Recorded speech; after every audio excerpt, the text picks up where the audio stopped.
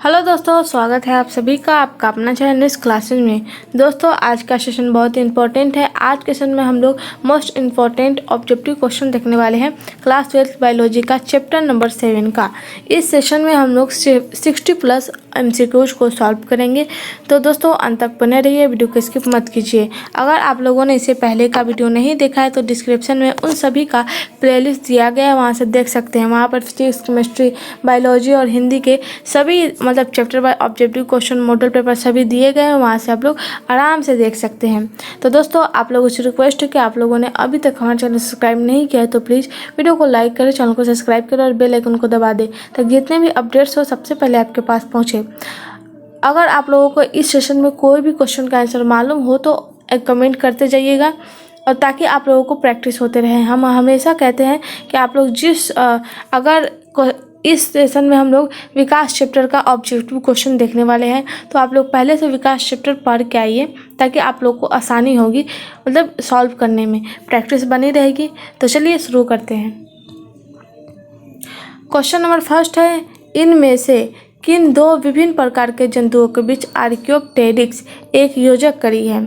इस क्वेश्चन में पूछा गया किन दो विभिन्न प्रकार के विभिन्न मतलब अलग अलग प्रकार के जंतुओं के बीच आर्कियोप्टेरिक्स एक योजक कड़ी है। ऑप्शन ए में है जल एवं भूमि, ऑप्शन बी में है भूमि एवं पहाड़, ऑप्शन सी में है भूमि एवं वायु, ऑप्शन डी में इनमें से कोई नहीं।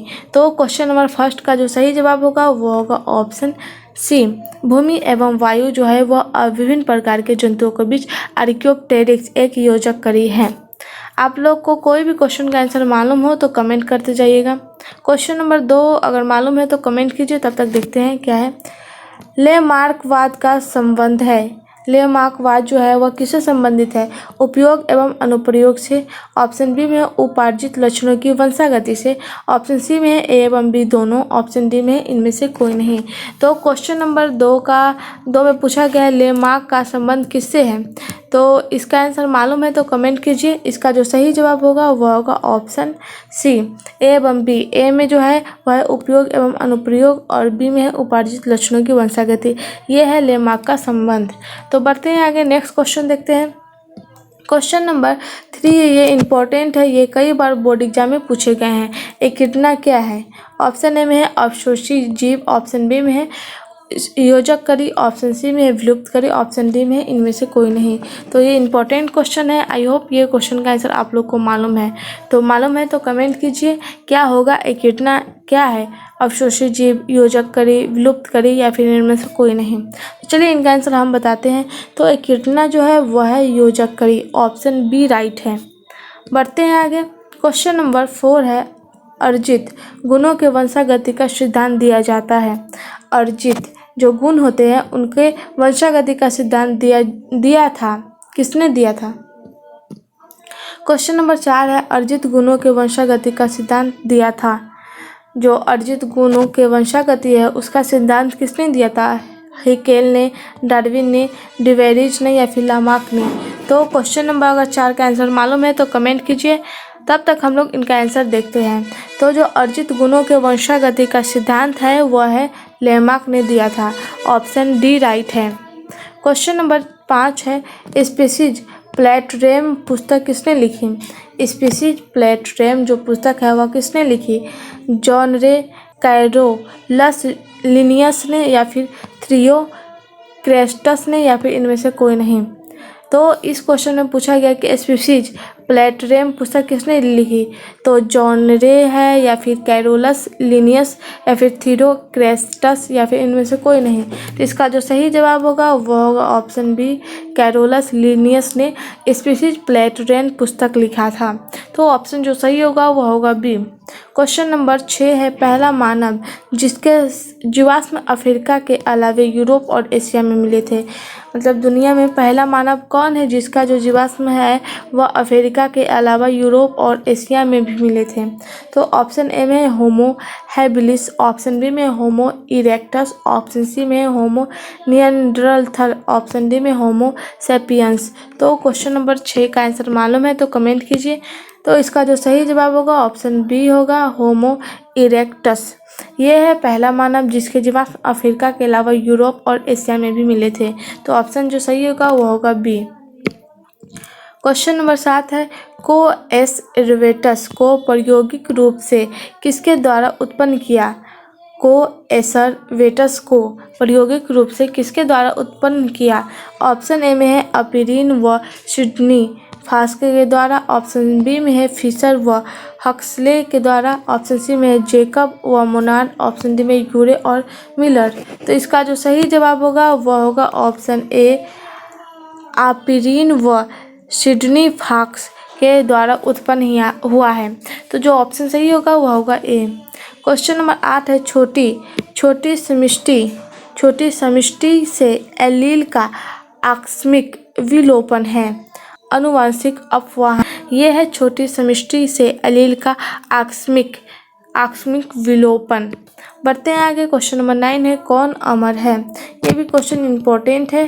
तो निम्न में से कौन अमर है? जनन कोशिका, यकृत कोशिका, वृक्क कोशिका या फिर तंत्रिका कोशिका। तो क्वेश्चन नंबर 9 का आंसर मालूम है तो कमेंट कीजिए क्या होगा, कौन अमर है? जनन कोशिका, यकृत कोशिका, वृक्क कोशिका या फिर तंत्रिका कोशिका। तो चलिए इनका आंसर हम बताते हैं। तो सही जवाब जो है ऑप्शन ए, जनन कोशिका जो है वह है अमर। क्वेश्चन नंबर 10 है, डायनासोर किस दौरान उपस्थित थे? यह भी क्वेश्चन इंपॉर्टेंट है, कमेंट कीजिए इसका आंसर क्या होगा। जो डायनासोर है वह किस दौरान उपस्थित थे? पोलियोजाइक, प्रीकैम्ब्रियन, सिनोजोइका या फिर मीसोजोइक। तो क्वेश्चन नंबर 10 का क्या आंसर होगा? डायनासोर किसके दौरान उपस्थित थे? चलिए इनका आंसर देखते हैं। तो जो डायनासोर थे वह मीसोजोइक के दौरान उपस्थित थे। ऑप्शन जो सही होगा वो होगा डी। क्वेश्चन नंबर 11 है, जीवन की अतिरिक्त स्थलीय उत्पत्ति किसके द्वारा बताई गई है? जो जीवन की अतिरिक्त स्थलीय उत्पत्ति है किसके द्वारा बताई गई है? कैटेस्ट्रॉफिज्म या फिर जाति निर्माण या फिर पैनस परमिया या फिर स्वतः उत्पत्ति। तो क्वेश्चन नंबर 11 का जो सही जवाब होगा वह होगा ऑप्शन सी, पैनस परमिया के द्वारा बताई गई है। क्वेश्चन नंबर 12 है, स्टेनले मिलर प्रयोग बताता है। जो स्टेनले मिलर वैज्ञानिक है वह कौन सा प्रयोग बताता है? रसायनवाद, अजीवोत्पत्ति मत, फिर जीवोत्पत्ति मत या फिर पेनजेनेसिस। तो क्वेश्चन नंबर जो 12 है उनका जो सही जवाब होगा वह होगा ऑप्शन ए, रसायनवाद। स्टेनले मिलर जो प्रयोग बताते हैं वह है रसायनवाद। नेक्स्ट क्वेश्चन है, एकिडना है। थोड़ी देर पहले ये क्वेश्चन देख चुके हैं तो कमेंट में बताइए क्या होगा इनका आंसर। एकिडना क्या है? योजक करी, अवशेषीय अंग, विलुप्त करी या फिर इनमें से कोई नहीं। तो चलिए इनका आंसर देखते हैं। तो एकिडना जो है वह है एक योजक करी। क्वेश्चन नंबर 14 है, एक जाति का उद्विकासीय इतिहास जाना जाता है। एक जो जाति है उसका उद्विकासीय इतिहास किसे जाना जाता है? व्यक्तिवृत्त, जातिवृत्त, पूर्वजता या फिर जीवाश्म विज्ञान। तो क्वेश्चन नंबर 14 का जो सही जवाब होगा वह होगा ऑप्शन बी, जातिवृत्त यानी फाइलोजेनी के थ्रू मतलब उद्विकासीय इतिहास जाना जाता है एक जाति का। तो ऑप्शन जो सही होगा वह होगा बी। नेक्स्ट क्वेश्चन देखते हैं। क्वेश्चन नंबर 15 है, कौन जैव विकास का सबसे स्पष्ट प्रमाण देता है?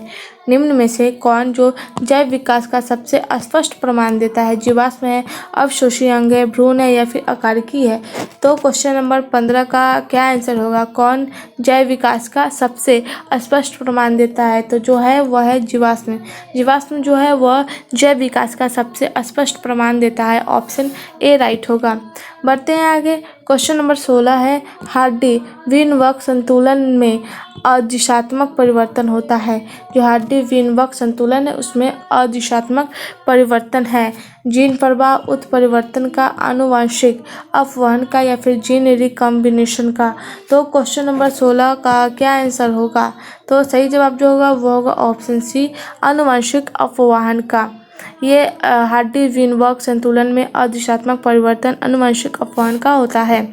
बढ़ते हैं आगे। क्वेश्चन नंबर 17 है, निम्नलिखित में कौन सा विकासवाद से युक्त है? विलुप्तता, विभिन्नता, प्रजनन या फिर प्रतिस्पर्धा? तो ऑप्शन जो सही होगा वह होगा विभिन्नता। विभिन्नता विकासवाद से युक्त है। क्वेश्चन नंबर 18 है, डोडो है। ये भी क्वेश्चन इंपॉर्टेंट है, कई बार बोर्ड एग्जाम में पूछे गए हैं। डोडो है विलुप्त प्राणी, संकटग्रस्त प्राणी, आपत्तिग्रस्त प्राणी या फिर इनमें से कोई नहीं? तो ये जो डोडो है वह क्या है? इनका आंसर कमेंट कीजिए, क्या होगा इसका आंसर। आप लोगों ने मतलब पिछले प्रीवियस ईयर का क्वेश्चन भी देखे होंगे, नहीं देखे तो डिस्क्रिप्शन में उनका भी लिंक दिया गया है। पूरे क्वेश्चन बैंक है 2009 से लेके 2021 तक के जितने भी क्वेश्चन पूछे गए हैं वो सब। तो चलिए इनका आंसर बताइए, क्या होगा? डोडो क्या है? विलुप्त प्राणी, संकटग्रस्त प्राणी, आपत्तिग्रस्त प्राणी या इनमें से कोई नहीं? तो चलिए इनका जो सही जवाब होगा वह होगा ऑप्शन ए, जो डोडो है वह है विलुप्त प्राणी। बढ़ते हैं आगे, नेक्स्ट क्वेश्चन देखते हैं। क्वेश्चन नंबर 19 है, किसी विकास का विकासशील इतिहास क्या कहलाता है? किसी जीव का विकासशील इतिहास क्या कहा जाता है? ऑन्टोजेनी, फाइलोजेनी, पूर्वजता या फिर जीवाश्मिकी? तो क्वेश्चन नंबर 19 में पूछा गया है किसी जीव का विकास, तो सही जवाब जो होगा वह होगा ऑप्शन बी, फाइलोजेनी कहा जाता है। किसी जीव का विकासीय इतिहास जो होता है वह फाइलोजेनी कहलाता है। यह सब क्वेश्चन इंपॉर्टेंट है आप सबके एग्जाम के लिए, बोर्ड एग्जाम के लिए भी, कॉम्पिटिटिव एग्जाम के लिए भी, फिर या फिर नीट के लिए भी, सब में ये क्वेश्चन इंपॉर्टेंट है। तो चलिए बढ़ते हैं आगे। क्वेश्चन नंबर 20 है, फिलोसोफिक जूलॉजिक पुस्तक किसने लिखी?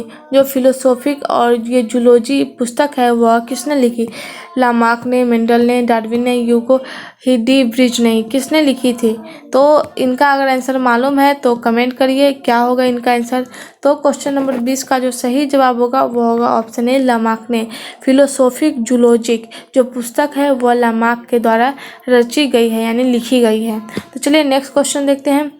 क्वेश्चन नंबर 21 है, कौन सी एक परिघटना जैव विकास में प्राकृतिक चयन का डार्विन की धारणा को सहयोग देती है? कौन सी एक घटना है जो जैव विकास में प्राकृतिक चयन का डार्विन की धारणा को सहयोगी देती है? तो निम्न में से कौन है? परजीवी जंतुओं का विकास, क्लोनिक द्वारा डोली भेड़ का उत्पादन, या फिर कीटों के कीटनाशक प्रतिरोधकता उत्पन्न होना, या फिर अंग हस्तांतरण के लिए स्टेम कोशिका से अंग विकास करना? तो कौन है जो डार्विन की धारणा को सहयोग देता है? तो इसका जो सही जवाब होगा वह होगा ऑप्शन सी, कीटों में कीटनाशक प्रतिरोधकता उत्पन्न होना। ये है एक परिघटना जो जैव विकास में प्राकृतिक चयन का डार्विन की धारणा को सहयोग देती है। क्वेश्चन नंबर 22 है, किन परिमाणों से यह साबित होता है कि मनुष्य लंगूरों की तुलना में चिंपैंजी से अधिक निकट है? निम्न में से कौन ऐसा परिमाण से साबित होता है कि जो मनुष्य होते हैं वह जो लंगूर होते हैं उनकी तुलना में चिंपैंजी जैसे एकदम मतलब बहुत ही मिलते जुलते हैं चिंपैंजी जैसे? तो ऑप्शन ए में है लिंग गुणसूत्रों के डीएनए से, ऑप्शन बी में है गुण सूत्र की आकारिकी से, ऑप्शन सी में जीवाश्म अवशोष से, ऑप्शन डी में ऑटोसोम्स एवं हेट्रोसोम के डीएनए से। तो क्वेश्चन नंबर जो 22 का आंसर होगा वह होगा ऑप्शन डी, ऑटोसोम्स एवं हेट्रोसोम्स के डीएनए से पता चलता है कि जो मनुष्य होते हैं वह लंगूरों की तुलना से ज़्यादा, जो चिंपैंजी होते हैं उनके अधिक निकट है, मतलब उनसे ज़्यादा मैच करते हैं उनके मतलब बॉडी पार्ट ये सब। तो चलिए नेक्स्ट क्वेश्चन देखते हैं। क्वेश्चन नंबर 23 है, डायनासोर किस युग के दौरान उपस्थित थे? यह भी क्वेश्चन इंपॉर्टेंट है। पेलियोजोइक, प्री कैम्बियन, सिनोजोइक या फिर मिसोजोइक? इन जो डायनासोर है ये किस युग के दौरान उपस्थित थे? पेलियोजोइक, प्री कैम्बियन या फिर सिनोजोइक या फिर मेसोजोइक? तो क्वेश्चन नंबर जो 23 का आंसर होगा वह होगा ऑप्शन डी, मिसोजोइक। जो डायनासोर थे वह मिसोजोइक युग के दौरान उपस्थित थे। इंपॉर्टेंट क्वेश्चन है तो मतलब इसे समझते जाइए, और जो क्वेश्चन का आंसर आ रहा है आपको कमेंट करते जाइए। क्वेश्चन नंबर 24 है, मिसोजोइक युग है तो मत्स्यों का, उभयचरों का, सरीसृपों का या फिर ट्राइलोबाइट्स का? तो जो मिसोजोइक युग है वह किसका है? तो ऑप्शन जो होगा वह सी, सीरोस्पुरों का। जो ऑप्शन जो सही होगा वो होगा सी, सरीसृपों का। मीसोजोइक जो युग है वह है सरीसृपों का। चलिए नेक्स्ट क्वेश्चन देखते हैं। क्वेश्चन नंबर 25 है, पुनरावृत्ति का सिद्धांत प्रतिपादित किया गया। पुनरावृत्ति का जो सिद्धांत है वह प्रतिपादित किया बर्न बेयर द्वारा, डार्विन द्वारा, हेकल द्वारा या फिर अरस्तू द्वारा। निम्न में से किसने पुनरावृत्ति का सिद्धांत प्रतिपादित किया है? तो इसका जो सही जवाब होगा वह होगा ऑप्शन सी, हेकल द्वारा ये प्रतिपादित किया गया है। ऑप्शन जो सही होगा वह होगा सी। क्वेश्चन नंबर 26 है, आनुवंशिक अपवाहन किसकी जीन तीव्रता में परिवर्तन लाता है? जो आनुवंशिक अपवाहन है वह किनकी जीन तीव्रता में परिवर्तन लाता है? तो प्रथम पीढ़ी, अगली पीढ़ी, अप्रभावी जीन या फिर प्रभावी जीन। तो इस क्वेश्चन का जो सही जवाब होगा वह होगा ऑप्शन बी, अगला पीढ़ी जो है उसमें परिवर्तन लाता है कौन? आनुवंशिक अपवाहन। क्वेश्चन नंबर 27 है, निम्नलिखित में कौन सा सिद्धांत विकास को जीन आवृत्ति के परिवर्तन के कारण मानता है? निम्न में से कौन सा सिद्धांत है जो विकास के जो जीन है आवृत्ति के परिवर्तन के कारण मानता है? तो फर्स्ट में है नौ लामार्किज्म,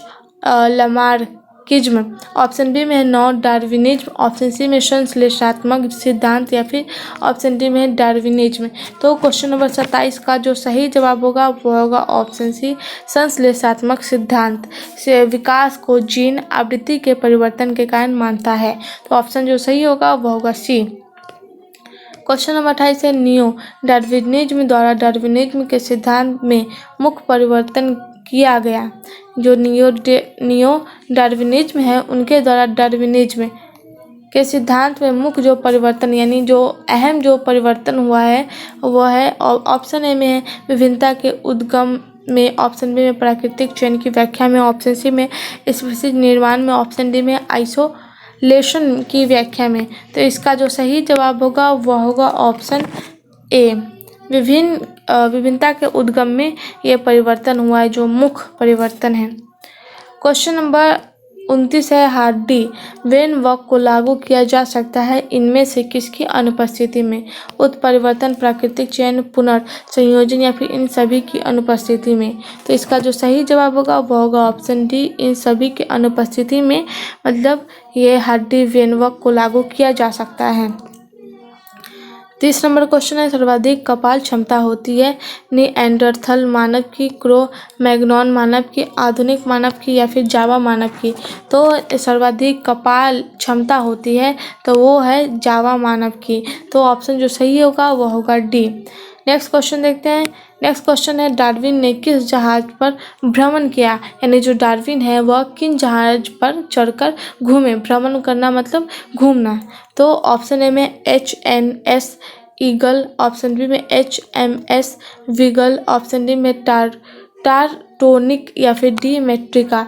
तो जो डार्विन है उन्होंने जो जिस जहाज पर चढ़कर भ्रमण किया वह है डी मैट्रिका। जहाज का जो नाम था वह था डी मैट्रिका। नेक्स्ट क्वेश्चन है, निम्नलिखित में वैज्ञानिकों में से किसने प्रोबायोटिक संरचनाओं को कोएसरवेट नाम दिया? वैज्ञानिक में से निम्नलिखित में जो वैज्ञानिकों में से किन वैज्ञानिकों में से किसने प्रोबायोटिक संरचनाओं को कोएसरवेट नाम दिया? तो ऑप्शन ए में ओपेरिन द्वारा, हेल्डेन द्वारा, डार्विन द्वारा, इनमें से सभी। तो जो क्वेश्चन नंबर 32 में पूछा गया कि निम्न में से वैज्ञानिकों में से किसने प्रोबायोटिक संरचनाओं को कोएसरवेट नाम दिया? तो वो जो नाम दिया है वह है इनमें से सभी। ओपेरिन द्वारा भी दिया गया है, हेल्डेन द्वारा भी और डार्विन द्वारा। ये तीन हैं जिन्होंने कोएसरवेट नाम दिया। बढ़ते हैं आगे। क्वेश्चन नंबर 33 है, पृथ्वी पर जीवन की उत्पत्ति से संबंधित पुस्तक लिखी गई थी। जो हमारी पृथ्वी है उसके उस पर उनकी जीवन पर, पृथ्वी पर जीवन की उत्पत्ति जो होती है, पृथ्वी पर जो जीवन की उत्पत्ति है उससे संबंधित जो पुस्तक लिखी है वो किसके द्वारा लिखा गया है? ओपेरिन द्वारा, हेल्डेन द्वारा, डार्विन द्वारा या इनमें से सभी द्वारा? तो क्वेश्चन नंबर 33 का जो सही जवाब होगा वो होगा ऑप्शन ए, डार्विन द्वारा ये पुस्तक लिखी गई है, पृथ्वी पर जीवन की उत्पत्ति से संबंधित पुस्तक। तो बढ़ते हैं आगे। क्वेश्चन नंबर 34 है मिलर के उपयोग में लाया गया था। जो मिलर वैज्ञानिक थे उन्होंने जो प्रयोग किया था उसके लिए जो उपयोग किया गया है वो कौन है? तो ऑप्शन जो सही होगा वो होगा डी, CH4, H2O, N2 एवं H2 ये उपयोग में लाया गया था मिलर का जो प्रयोग था उसमें। तो ऑप्शन जो सही होगा वो होगा डी। क्वेश्चन नंबर 35 है सबसे प्रारंभिक जीव थे। तो वह ऑप्शन ए में है रसायन स्वपोषी, ऑप्शन बी में है रसायन विषमपोषी, ऑप्शन सी में प्रकाश स्वपोषी, ऑप्शन डी में है स्वतः उत्पन्न होने वाले। तो क्वेश्चन नंबर 35 में पूछा गया सबसे प्रारंभिक जीव यानी सबसे पहला जीव थे तो वह था ऑप्शन बी राइट है, रसायन विषमपोषी। वो मतलब सबसे पहला जीव थे। तो ऑप्शन जो सही होगा वो होगा बी। क्वेश्चन नंबर 36 है निम्नलिखित में कौन सा तत्व पृथ्वी के आदिकालीन वातावरण में आणविक स्थिति में उपस्थित नहीं था?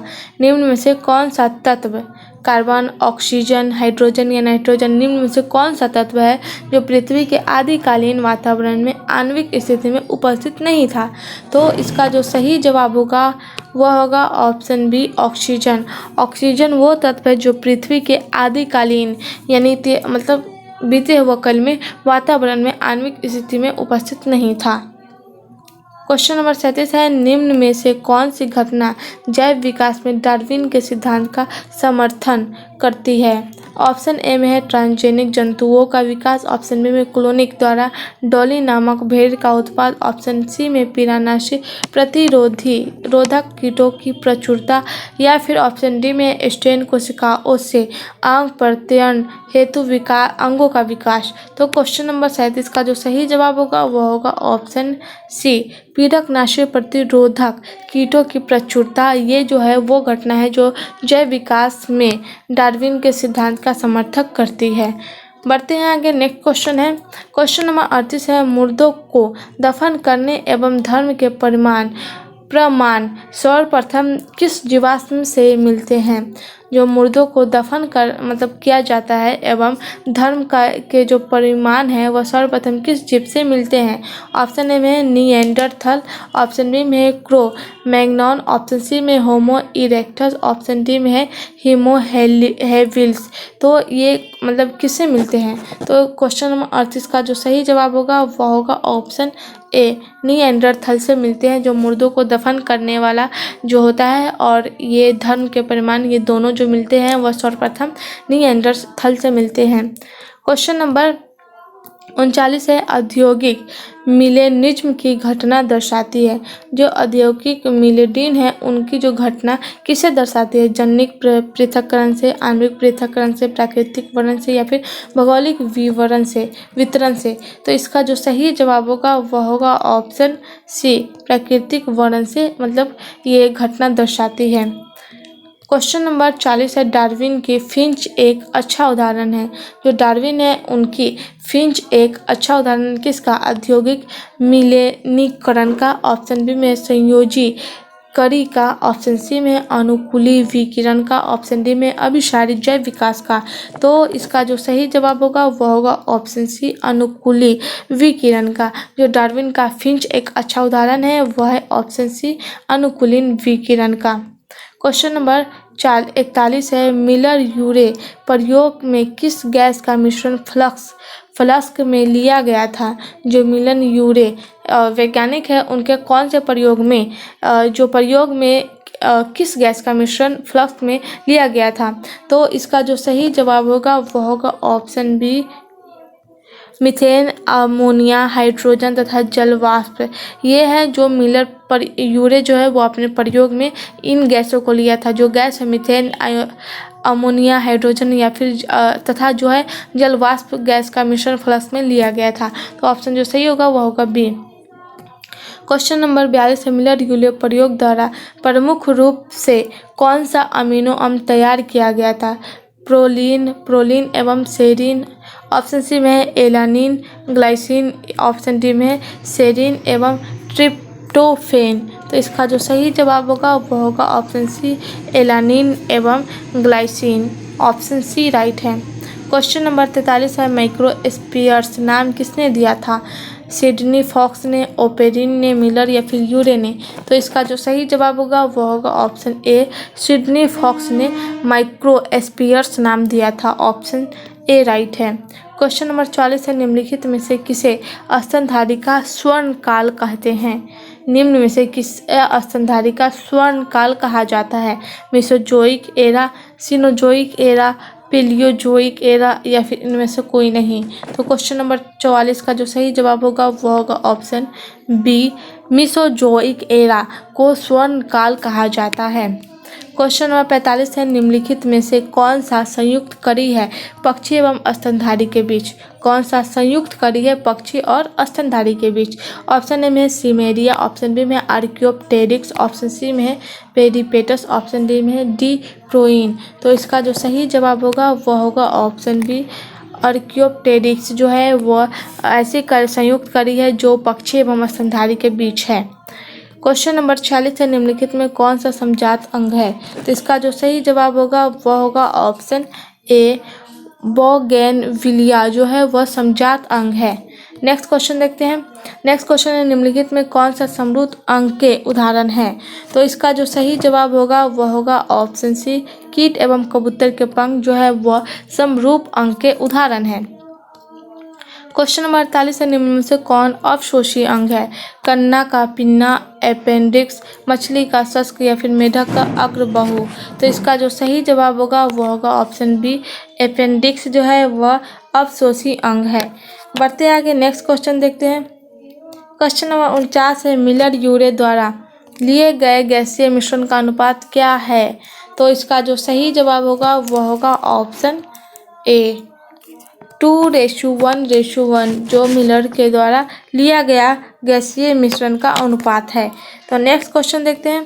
क्वेश्चन नंबर 50 है, चार्ल्स डार्विन द्वारा प्रयुक्त जहाज का नाम है? चार्ल्स डार्विन द्वारा जो प्रयुक्त जहाज का नाम क्या है? HMS eagle, HMS beagle, HMS Regal या फिर HMS टाइटैनिक? तो इसका जो सही जवाब होगा वह होगा ऑप्शन बी, HMS बीगल जो है उनके द्वारा प्रयुक्त जहाज का नाम है। क्वेश्चन नंबर 51 है, कौन सा मत व्यक्तिगत जातिवृत्ति की पुनरावृत्ति करता है? तो इसका जो सही जवाब होगा वह होगा ऑप्शन सी, पुनरावृत्ति सिद्धांत जो मत व्यक्तिगत जातिवृत्ति की पुनरावृत्ति करता है। क्वेश्चन नंबर 52 है, जैव विकास के सिद्धांत का मुख्य संबंध क्या है? तो जैव विकास उसके सिद्धांत का मुख्य संबंध क्या है? तो ऑप्शन जो सही होगा वह होगा ऑप्शन सी, धीरे धीरे होने वाले परिवर्तन। ये जैव विकास के सिद्धांत का मुख्य संबंध है। क्वेश्चन नंबर 53 है, जैव विकास की कौन सी परिभाषा उचित है? तो इसका जो सही जवाब होगा वह होगा ऑप्शन है, किसी जाति का उन्नतिशील इतिहास ये जैव विकास की परिभाषा उचित है। क्वेश्चन नंबर 54 है, डार्विन किसके कार्य से अत्यधिक प्रभावित हुए? जो डार्विन थे वह किसके कार्य से काम से अत्यधिक खुश हुए? तो ऑप्शन ए है मोल्थस, ऑप्शन डी में वेलस, ऑप्शन सी में संपन्न, ऑप्शन डी में लामार्क। तो इसका जो सही जवाब होगा वह होगा ऑप्शन ए, मोल्थस के काम से अत्यधिक वो खुश हुए। क्वेश्चन नंबर 55 है, जीवों का अनुकूलन होता है? जीवों का अनुकूलन होता है निर्माचन, कार्यांतरण, वंशागत लक्षण, उपार्जित लक्षण। तो इसका जो सही जवाब होगा वह होगा ऑप्शन डी, उपार्जित लक्षण। जीवों का अनुकूलन जो होता है वह होता है उपार्जित लक्षण। क्वेश्चन नंबर 56 है, आदि वातावरण में निम्नलिखित में से किसका अभाव है? नाइट्रोजन, अमोनिया, ऑक्सीजन या फिर मीथेन? तो इसका जो सही जवाब होगा ऑप्शन सी, ऑक्सीजन का अभाव था आदि वातावरण में। पहले जो वातावरण था इतिहास में, अतीत में जो वातावरण था उसमें जो जो गैस का अभाव था वह था ऑक्सीजन। क्वेश्चन नंबर 57 है, ब्रह्मांडवाद के अनुसार पृथ्वी पर जीव अन्य ग्रहों से किस रूप में आया है? तो ऑप्शन ए में युग्मक, ऑप्शन बी विजाणु, ऑप्शन सी विषाणु, ऑप्शन डी में बीज। तो इसका जो सही जवाब जो होगा वह होगा ऑप्शन सी, विषाणु के रूप में आया है। ब्रह्मांडवाद के अनुसार पृथ्वी पर जीव अन्य ग्रहों से विषाणु के रूप में आया है। ऑप्शन सी राइट है।